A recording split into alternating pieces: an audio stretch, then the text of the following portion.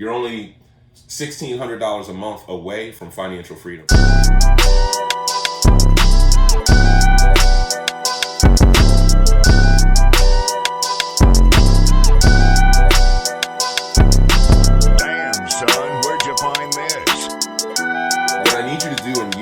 In order to get started, I want you to have $20,000 of capital. You don't necessarily need that much, but I want you to be able to invest and have a security blanket, because things can go wrong in real estate from time to time. So I want you to be comfortable. I want you to be able to execute on the strategy without a lot of worry.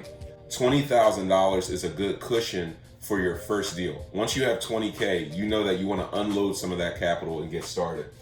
How do you get there? Well, you're either going to save off of your job, if you can, $1,600 a month. You need to set aside $1,600 a month to achieve that $20,000 cash position within 12 months. If you can't save, you need to start looking for some type of a side hustle. Really fast, if you're enjoying the content, make sure you like and subscribe to this channel and leave a comment in the comment section that says, I subscribed. For everyone who leaves that comment, I'm going to send you instant access to my free real estate training that shows you how to acquire properties for pennies on the dollar all across the country. You don't want to miss out on that free offer. The side hustles, if you work a $12 an hour side hustle, 34 hours a week, you're going to save that $16,000 a month extra. You're going to make it, put it to the side.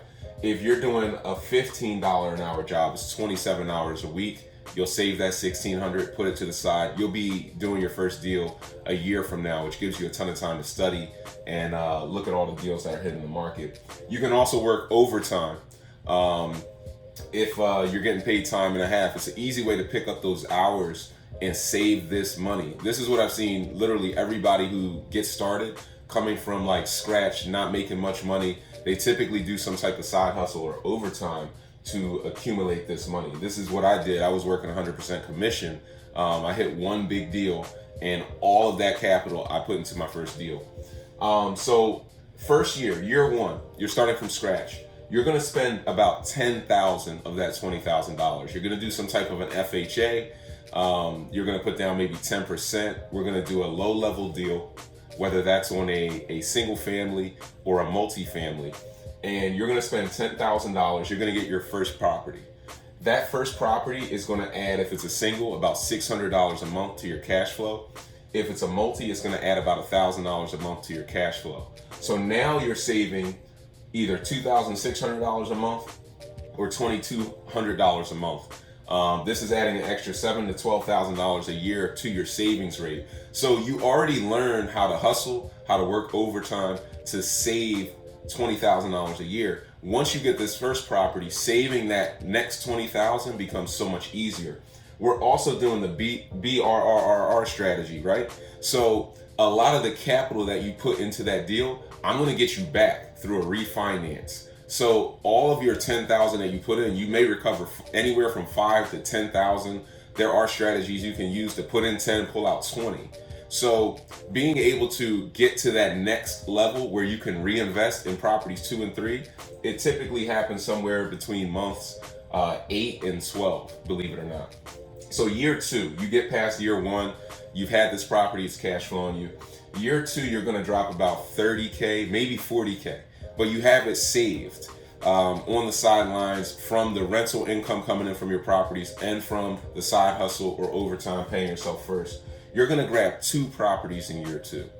These 2 properties are going to add, if it's singles, $1,800 a month to $3,000 a month if it's a multi, to your cash flow. So now you're saving, if your goal was $4,000 a month and you were grabbing multis, you can pretty much quit your 9 to 5, do the side hustle, if you just picked up a side hustle, or reduce your hours on the 9 to 5 and start to meet your monthly nut right away in years 2, because you have properties 2 and 3. We're going to do that BRRR again, BRRRR, one more time. So you're going to recover a lot of that 30, 40K that you just spent, and we're going to put it in the year 3. It takes a while in year 1 and 2 because you're just learning the game. So it takes more time to rehab. You're building your teams, your processes. Year 3 is really that acceleration year where you're gonna have exponential growth. So in year 3, you do properties 4 through 8. So if it's singles, you're now up to $4,800 a month in rental income alone. If it's multis, you're now up to $8,000 a month in rental income coming in just from your multis. Your side hustle could still be bringing you in $1,600 a month. So you're at up to $9,000 around a month in rental income. You're gonna rent, rehab, repeat, refinance, do this strategy again. You're investing somewhere between $40,000 to $50,000 because your rehab process is so fast that you're getting in and out of deals in about 3 months, in and out, refinancing out, pulling your capital back and reinvesting it into the game. So you really want to push through years 1 and 2 to hit year 3, which is where you get that exponential growth because your speed is just so much faster. But it only takes the average person about 3 years in real estate to retire themselves from the 9 to 5. This is how, I have buddies who retired at 30 years old. I retired myself from the 9 to 5 at 30 years old. And there's no reason why you guys can't. It's just a 3-year push.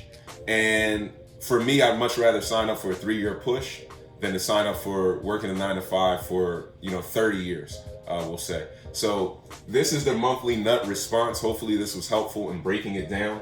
Even if you didn't ask me and jump in the inbox or leave a comment, this should be able to answer your question in terms of how long it's going to take. So it's up to you to go out and get the knowledge and get yourself started. You're only $1,600 a month away from financial freedom.